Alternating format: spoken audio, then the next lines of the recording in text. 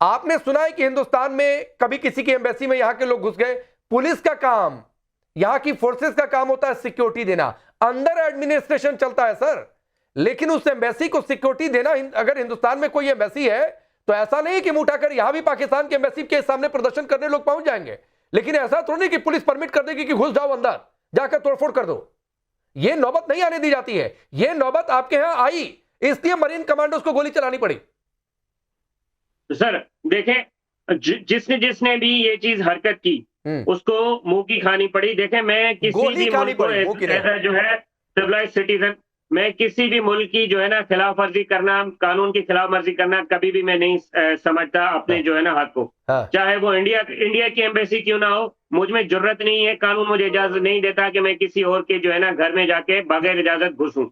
ना मुझे अखलाक इजाजत देता है, ना कानून इजाजत देता है। अच्छा, जहां तक यहाँ पे लॉ एनफोर्समेंट एजेंसी का आपने सवाल किया, बिल्कुल, अगर जहां पे भी पुलिस की कोताही हुई है या दूसरी लॉ एनफोर्समेंट एजेंसी की, वो हमारी टीम जो है, क्योंकि जुडिशल कमेटी हो गई है इसमें, और वो सारी चीजों को डिग आउट कर रही है कि कहां कहां और किस किस की जो है कोताही थी, कौन कौन से पुलिस स्टेशन की, क्योंकि क्यों इसको वो नहीं, क्योंकि मैं उस शहर में रहता हूँ और आज भी मुझे अपनी कोर्ट की प्रोसीडिंग में जाने में इशू हुआ क्योंकि रोड वगैरह ब्लॉक हुए। तो मैं इस चीज को मानता हूं कि कहां पे किसी जगह पे कोताही हुई है पुलिस एडमिनिस्ट्रेशन से, जिसके लिए एक जुडिशल कमेटी और पुलिस ने अलग कमेटी बना ली है। भाई, जो एक बात कहूं, पुलिस से ही कोताही नहीं हो रही है, आपके पूरे मुल्क के हुक्मरानों से कोताही हो रही है और उसका नतीजा आपका मुल्क भुगत रहा है। एक इरशाद साहब, आप कुछ कहना चाह रहे थे, वो कहिए। एक चीज मैं और ऐड कर देता हूं, फकर भाई भी उस पर कुछ कहेंगे कि एक और कमेंट्री चल रही है कि आपका जो सीमा का लंबा हिस्सा है वो ईरान से सटता है, तो ईरान का ऑपरेशन चले वो ट्रंप को करना था, इसलिए आपको अपने पाले में रखा भी हुआ था। एक और कमेंट्री ये चल रही है कि भाई ईरान वाला ऑपरेशन जैसे पूरा हुआ और सत्ता चेंज अगर वहां पर हो गया तो जाहिर सी बात है इजराइल का प्रभाव बढ़ेगा, वो मोसाद दरवाजे पर खड़ा होगा। अब अफगान तालिबान से निपटेंगे कि मोसाद से निपटेंगे? देखिए, मैं ये कहता हूं, जब गीदड़ की मौत आती है वो शहर की तरफ आते हैं। इजराइल ने पंगा लिया है ईरान से, इंशाल्लाह गुलामान रसूल, गुलामान अली, ये इससे बदला लेंगे और उसे सिखाएंगे कि मुसलमान पे हमला कैसे कर सकता है कोई। हाँ, उनकी शहादतें हुई इसलिए हुई कि कुछ लोग हमारे भी इन्वॉल्व रहे इजराइल के साथ। ऐसा ऐसा उनके नाम भी सामने आएंगे और उनके काम भी सामने। भाई इरशाद जी, उसी इजराइल के लिए आप गाजा पीस फोर्स में फोर्स भेज रहे हैं डॉलर लेकर। बोलने दिया करें मुझे, आ रहा हूं फकर भाई, बस एक मिनट दे दीजिए। उसी इजराइल के लिए गाजा में पीस फोर्स भेज रहे हैं, आपको उसी इजराइल के साथ लड़ना पड़ेगा। अगर आप अपनी डिफेंस डील पर टिके रह गए तो, अभी तक तो नहीं टिके हैं, लेकिन ईरान से लड़ाई शुरू होने वाली है और ईरान से अगर सऊदी जाकर लड़ लिया तो किसके साथ लड़ेंगे भाई आप? अगर हम गजा में लोग भेजेंगे, उनकी डेवलपमेंट करेंगे, उनकी हेल्प करेंगे, उनके तालीमी इदारे, उनके सेहत के इदारे हम बनाएंगे तो किसी अच्छी सोच की तरह बनाएंगे। लेकिन आपकी बेशर्मी की तरह काबुल में जिस तरह आपने दहशतगर्दी के अड्डे बनाए थे वो नहीं बनाएंगे। अब आपके आईएसआई चीफ जाकर काबुल में चाय पीते थे। फकर यूसुफ जई, आ रहा हूं शरकई साहब इसके बाद। फकर यूसुफ जई, चीखें निकलेंगी। अफगानिस्तान में तालिबान के आने के बाद पाकिस्तान के आईएसआई चीफ ने जाकर वहां पर कॉफी पी थी और कॉफी का कप लेकर भारत को चिढ़ाते हुए उन्होंने पोस्ट किया था। यह भी तारीख में दर्ज है। तो कौन कहा खुश था, यह अलग बात है कि गेम पलट गया है। मैं आगे आता हूं। अब फकर यूसुफ जई, दो बातें। अफगान तालिबान अभी मुश्किल खड़ा कर रहा है, ईरान में सत्ता परिवर्तन लग रहा है, आज नहीं तो कल यह संघर्ष चलेगा, ईरान टिक नहीं पाएगा और गल्फ कंट्रीज में अगर वॉर छिड़ती है तो भी ईरान अकेला पड़ेगा। और इसलिए अकेला पड़ेगा क्योंकि दुबई, सऊदी सब उसके खिलाफ होकर लड़ेंगे। और अगर पाकिस्तान, आपका मुल्क, अगर अपनी डील पर टिका रह गया तो उसे ईरान के खिलाफ ही लड़ना पड़ेगा, क्योंकि फिर अगर उस पर जंग तो ये हालात तो मुश्किल बने हैं। अब एक कमेंट्री जो चल रही है, जो मैंने इरशाद भाई से सवाल पूछा था, जवाब नहीं दे पाए, कि भाई ये अगर उधर ईरान में सत्ता परिवर्तन, इजराइल का प्रभाव, मोसाद की एंट्री, कहां भागेंगे? देखें डॉक्टर साहब, जिस पार्टी से ताल्लुक है इनका ना, इनके प्राइम मिनिस्टर है शहबाज शरीफ, उनको फॉर्म 47 के प्राइम मिनिस्टर कहा जाता है। इनको पता है, ठीक है। वो कल उन्होंने एक प्रेस रिलीज जारी की ऑफिशियल गवर्नमेंट ऑफ पाकिस्तान की तरफ से, उसमें अमेरिका और इजराइल का नाम तक मेंशन नहीं है कि किसने ईरान के ऊपर हमला किया, अफगानिस्तान ने हमला किया है, मतलब लीबिया ने हमला उनके ऊपर किया है, साउथ कोरिया नॉर्थ कोरिया ने उनके ऊपर हमला किया है। कहते हैं ये जो खamenei साहब को शहीद किया गया ये इंटरनेशनल लॉज की खिलाफ वर्जी है। ये स्टेटमेंट उनका आया है। मुझे हैरानगी होती है कि आपकी ये हालत है कि आप ये नाम मेंशन नहीं कर सकते।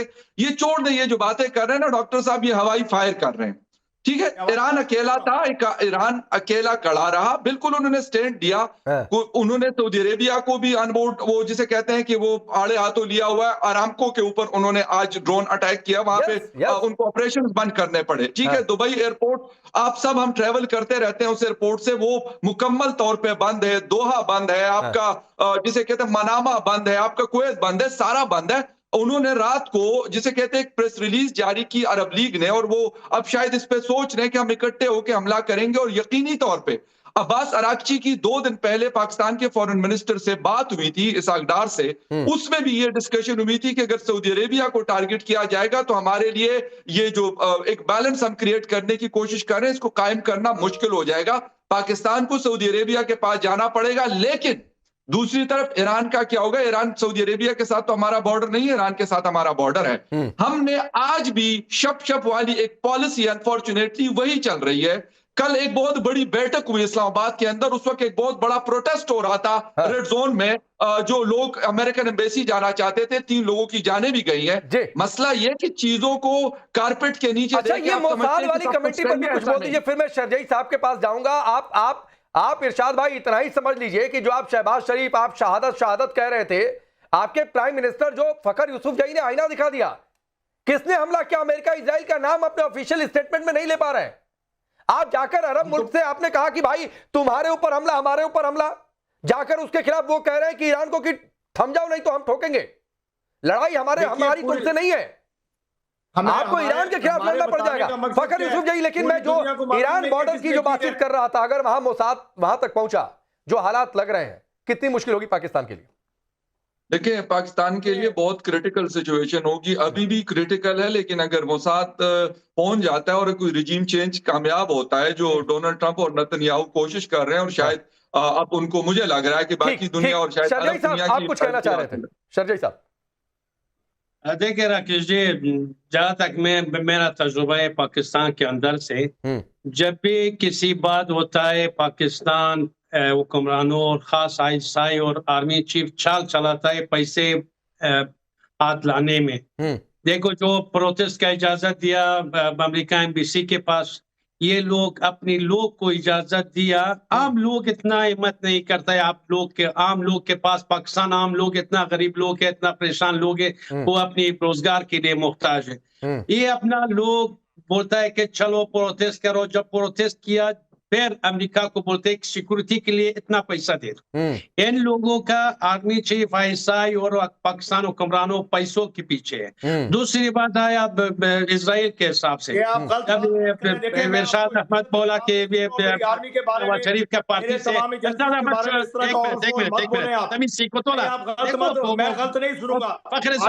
वाली बात कर रहे हैं मेरी आर्मी के बारे में, मेरी आईएसआई के बारे में। मैं कैसे सुन सकता हूँ आपसे? जब मैं बोलता हूँ तो सारा खानदान मजहब सब कुछ देते हैं। ये आप गलत बोल रहे हैं। अभी पांडे भी सुन रहे हैं, जनरल साहब भी सुन रहे हैं, सारे सुन रहे हैं। लेकिन मैं अपने मुल्क के बारे में, मैं अपनी आर्मी के बारे में, मैं आईएसआई के बारे में आपको गलत नहीं बोलने दूंगा। आपके दरमियान में आपकी जुबान। अच्छा ठीक है, मैं बीच में आ जाता हूँ। शरजई साहब आप इनको गलत नहीं बोलने देंगे। आप इरशाद साहब ये बता दीजिए कि आपके शहबाज शरीफ ने अमेरिका इजराइल का नाम अपने ऑफिशियल स्टेटमेंट में क्यों नहीं लिया? बात कर रहे हैं, इनको बोलने दे रहे हैं आप। नहीं, आप बताइए, मैं उनको चुप करा दिया। मैं के सिन्हा सर के पास जाऊं, लेकिन उससे पहले आपके ऑफिशियल स्टेटमेंट में अमेरिका इजराइल का नाम क्यों नहीं है? मैं कैसे बोलने दूं झूठ आपको? अरे अमेरिका इजराइल का नाम क्यों नहीं है ऑफिशियल स्टेटमेंट में? क्या बाप से डरता है? नवाज शरीफ अपनी इजराइल बाप से डरता है, डर की वजह से नहीं बोल सकता है, डर की वजह से। ठीक है के सिन्हा साहब, हम युद्ध के हालात में बातचीत कर रहे हैं, ये मसला हंसने का नहीं है। लेकिन जो आईना फखर यूसुफजई ने दिखाया, वो आईना हंसने पर मजबूर कर देता है। आप कहते हैं एग्रेशन हुआ, किसने किया एग्रेशन? इतना डर है, अमेरिका इजराइल का नाम तक अपने ऑफिशियल स्टेटमेंट में नहीं ले पा रहे। इधर मोसाद की एंट्री, इधर अफगान तालिबान, वो तो DGISPR की बात मुझे याद आ रही है। आओ ना आगे आओ, दाएं बाएं ऊपर नीचे पता नहीं क्या क्या, ये हालात वही लग रहा है पाकिस्तान के लिए। जो है ना, पूरी दुनिया को मालूम है कि किसने हमला किया, के सर लास्ट कमेंट आपका। लेता रहा, किसने दगाबाजी की, पूरी दुनिया। ठीक है इरशाद भाई रुक जाइए, के सिन्हा सर। हाँ राकेश जी, आपका कोई सवाल है क्या आप जानना चाहते हैं कि मैं क्या ये जो आप डिस्कशन चल रहा है उसके अंदर में कुछ कमेंट करूं? हाँ, जो ये मैंने कहा, जो DGISPR ने कहा था सर कि आगे दाएं बाएं पीछे, ये तो वही हालात बन गए पाकिस्तान के लिए। इधर अफगान तालिबान, उधर ईरान में सत्ता परिवर्तन हो गया, तो मोसाद भारत से तो इनके संबंध सुधरने वाले नहीं, क्योंकि ये आतंकी भेजना बंद नहीं करेंगे। आओ निकलो बाहर, देखो हम सिखाएंगे। देखिए इनकी जो हालत है वो सांप सुंदरों वाली हालत हो चुकी है। इनकी हालत वो है कि ये कुछ करना चाहते हैं, ये देखिए चारों खाने चित हैं।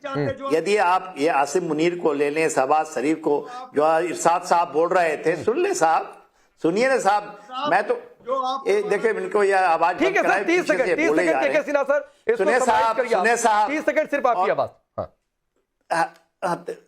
जी, इनकी फितरत है साहब। इनके जो कहते थे ना, वो जियाउल हक जब ब्रिगेडियर थे तो जाके फलस्तीनियों को मारा था वहां पर जॉर्डन के अंदर में, और लाशें बिछा दी थी। वो ये कोई नया चीज नहीं है पाकिस्तान की फितरत में। और ये तो नेवल सील के पीछे छिप रहे हैं।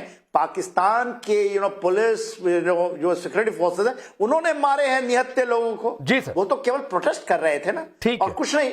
उन्होंने प्रोटेस्ट किया ईरान केस में, और उन्होंने लाशें बिछा दी। और देखिए साहब, बात ये नहीं है कि केवल ये सिंध में हो रहा है। यदि आप इसको कवर कर रहे हैं कि पंजाब में हो रहा है, खैबर पख्तूनख्वा में, और तो संभल कहाँ रहा है साहब?